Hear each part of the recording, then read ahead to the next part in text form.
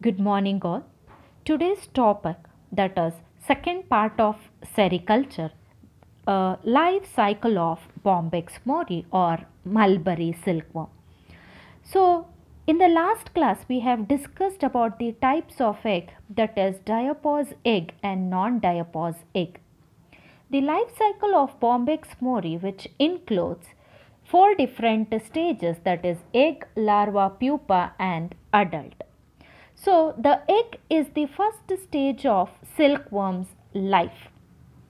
The Bombyx mori's egg, they are minute, rounded, white in color, which are laid in cluster on the leaves. Eggs are sticky to substratum by means of gelatinous glue. As they come in contact with the fresh air, they become hard and the color changes to dark brown or black. The egg laying is completed in 1 to 24 hours.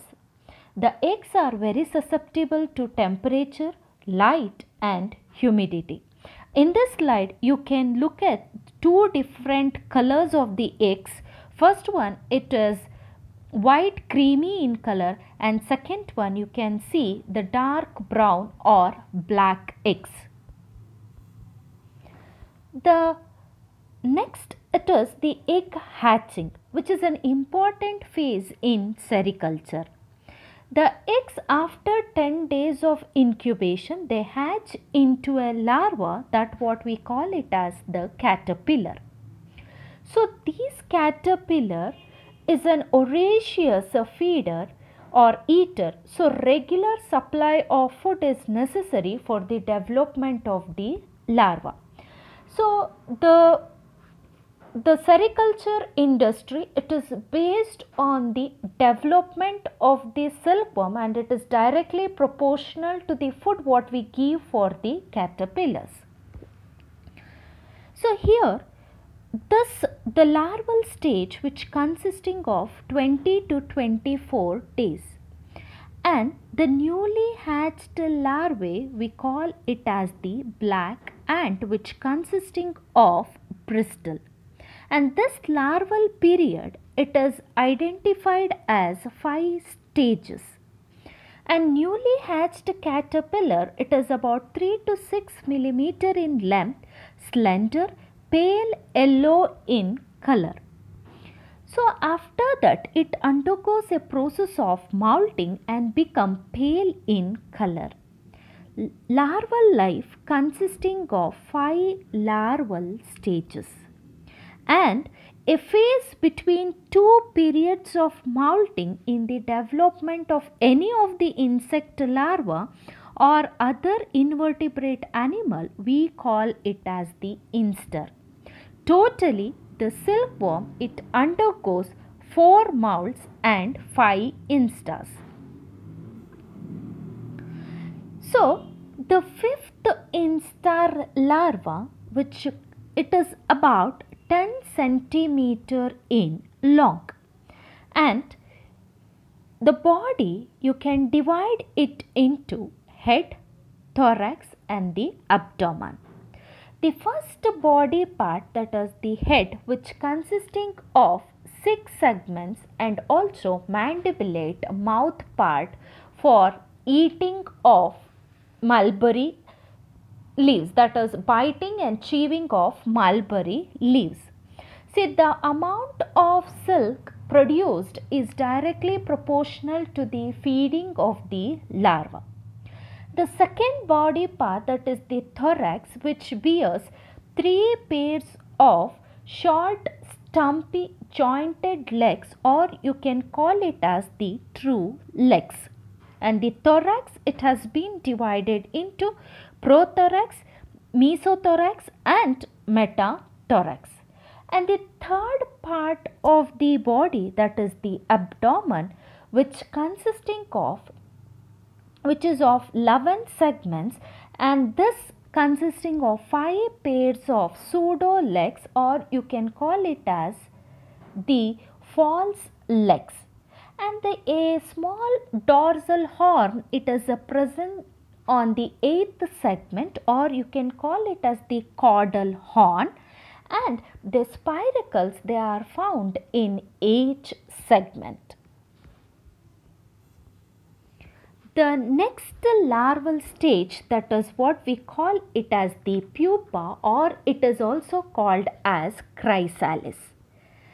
The larva stop feeding and prefers to be in a shady places, particularly in the corners. So it secretes a sticky fluid from the salivary gland.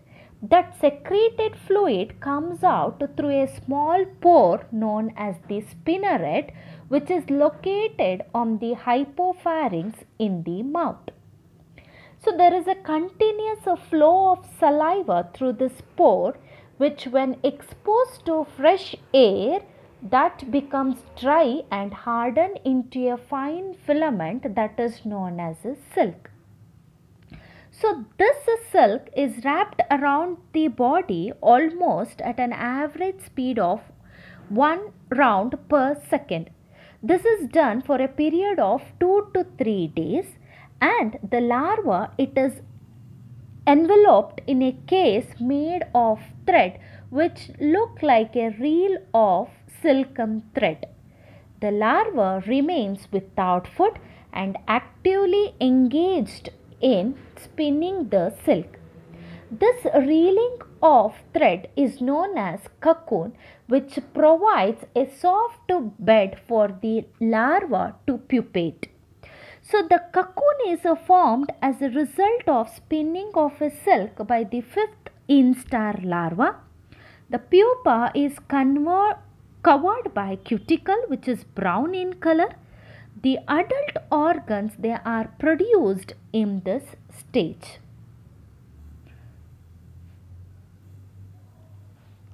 The next part of life cycle, that is the adult. So due to active metamorphosis, the larva loses its pseudo legs, wing buds appear, reproductive organs, they are developed. Pupa spends 8 to 10 days inside the cocoon. The silkworm within the cocoon secretes an alkaline fluid called cocoonase to moisten its one of the ends. The moistened ends become soft, where the threads, they are cut open by the silkworm. A hole is formed through which a feeble adult moth squeezes out of a cocoon. So here the adult emerges from the pupa, and the adult life, it is lost for almost 3 to 5 days. They do not feed, they live only for reproduction. After copulation, the male die and the female die after laying eggs. Look at the differences between male and the female moth. There are a lot of difference between male and female moth. So here the male moth, they are smaller and tender. You can look at the picture. In the female, they are bigger and stout. The males, they have a feeble flight. Female, they does not flight because they are loaded with the eggs. The male, the abdomen is narrow, slender and cylindrical, whereas here it is highly extended in case of female. Antenna is less number of bristles. Here more number of bristles. Male moth lifespan, it is about 2 to 3 days, whereas in the female it is about 4 to 5 days of lifespan. So very important, that is the silk gland. So the larva grows and it reaches the size of 7.5 centimeter at the 5th instar stage. The fully grown larva develops the salivary gland and stops feeding and undergo pupation. Larval stage consists of a pair of silk glands which are greatly developed. These silk, it is secreted by a pair of that is labial gland called as silk gland, which are present on the ventral side of the alimentary canal. The silk gland with it is a tubular in shape and have occupied different body cavity, and it has been greatly developed 4 times the body length. So when you see the structure, the gland has been divided into 3 important regions, that is posterior, middle and the anterior region. So first we'll look at the posterior part, which is highly tubular, which consisting of, that is the gland which secretes, that is fibroin. So fibroin, it is a type of, that is the silk protein. And second one, that is the middle silk gland. So here in this, it is a folded structure and it secretes the sericin, which is another silk protein. And the third part, that is the anterior silk gland, here there is no secretory in function, but only thing its job is to transport the assembled silk into the spinneret.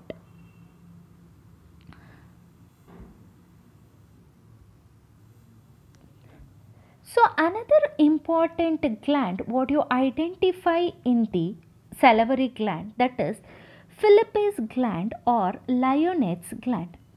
So in the head region of a larvae, a pair of gland is situated which opens into anterior part of the silk gland near its opening into the spinneret. These glands lubricate the silk threads while coming out. So the last part in the structure of a silk that is the silk gland, that is the spinneret. So here in this case, it is the projection in the median part of the labium, which is a mouth part, which draws the silk out in the form of filament. So the two filament coming out of two sides, they are called as brins. The sericin layer of the two brins then bind together into a single filament. So those here, the two important silk protein, what you call it as the fibroin and sericin. See here in this slide you can see the structure of fibroin and the sericin. So here is the difference. Fibroin, they are the elastic protein forming the core of the silk filament, whereas sericin, it is a gelatinous protein, forms the outer coat of the silk filament.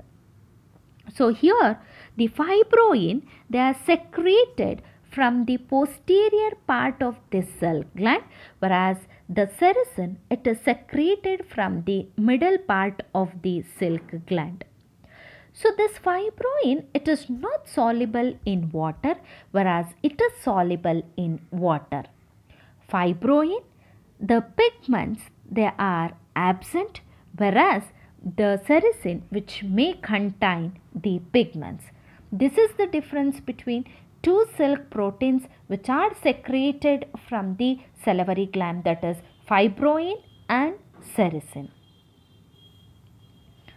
The next part or component of sericulture, that is rearing of silkworm. So we have already discussed the component, the silkworm rearing, which includes two important rearing, that is chaki rearing and the adult worm rearing. So the word rearing does not mean only feeding of caterpillars, but also a continuous care from egg laying, incubation, early and larval stage care to the production of the cocoon. So in this case, the first one, that what we call it as the chaki rearing. So here the Charkhi rearing, which is exclusively rearing of young silkworms up to third instar stage, that is what we call it as Charkhi rearing. So here the Charkhi, it is very important and it is an integral part of success of a silkworm rearing. Charkhi rearing requires optimum temperature of about 26 to 30 degree and humidity of about 75 to 90%. After egg hatching, the larvae should be treated with lime powder and keep the bed dry and avoid diseases. So many fungal diseases can be avoided. The larva should be provided with tender succulent mulberry leaves. They grow very fast and lose their black hairs within 1 to 2 days. That means it is very important that food what we give, it is directly depends upon its development. After 4 to 5 days of active feeding and growth, caterpillar stops feeding, undergo first molt. 16 to 18 hours of lighting and proper ventilation are needed. Worms are supplied with chopped tender leaves for about 2 to 3 times per day, and during third instar leaves they are fed with, that is 4 times. And high temperature may leads to fast growth but yield small sized cocoon. So if the low temperature, it retards the growth of the Charkhi worm. So ideal temperature and the humidity should be maintained in the rearing room of Charkhi worms.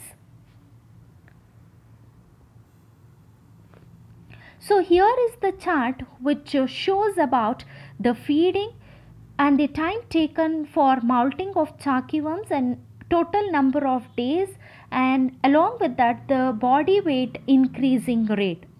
So first hatching, that is the caterpillars, 4 to 5 days feeding days, 1 day it is required for molting, total number of days, that is 5 days, first body weight, that is 5-fold. First instar larva needed 3 days, it will go feed up to 3 days. Time taken for molting, that is 1 day, total number of days, that is 4 days. Body weight increases to 10 to 15 fold. Second instar, that is the feeding days will be 2.5 days. Time taken for molting 1 day, total number of days, that is 3.5 days. Body weight increases up to 100 to 150 fold increase.